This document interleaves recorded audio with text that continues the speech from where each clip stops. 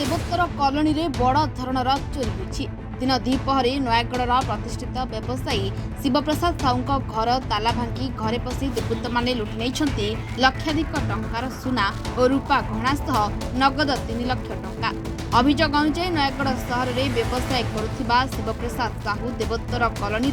Fort line रे एक भड़ा घरे नहीं रहुथिबा बेले रविवार दिन द्विपहर समय से स्त्री को शशुर घर को छाड़ा जाइथिबा बेले से समय कई दुर्बृत्त घरे पशि 18 लाख ऊर्ध्व टंकार सुनारूपा गहना सह नगद 3 लाख टंका चोरी कर नहीं अभियोग होइछि।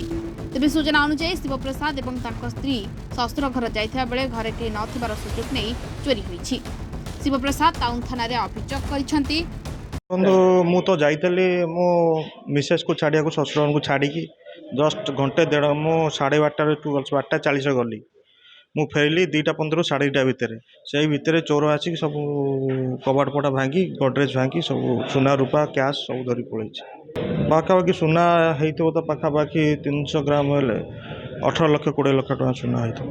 ना ताला मु आसला से ओपन पूरा टोटल था क्या फैन बल्ब सब ओपन कबाट खोला तो मु भीतर पसला देखली गडरेज खोला सब से जो सुना रूपार अलंकार कवर फवर सब बेड उपर चिंचतरा पड़ी सब दिन बेले लुट हवा था जी भी लुट कर निश्चित भाव गोटे प्रोफेशनल चोर जदि आम पुलिस प्रशासन जदि बहुत बड़ पदक्षेप ने आम भाया बहुत लोक ये देखो यहाँ देवोत्तर कॉलेज बहुत हाई प्रोफाइल रेसिडेंशियल एरिया ये जो चोर हो पारे ताले अन्य जगार कोठी जदि माने they are not secured.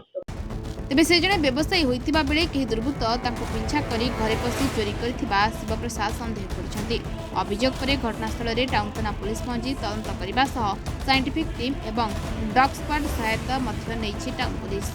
Nayagarh Manas Kumar Sahu reporters today.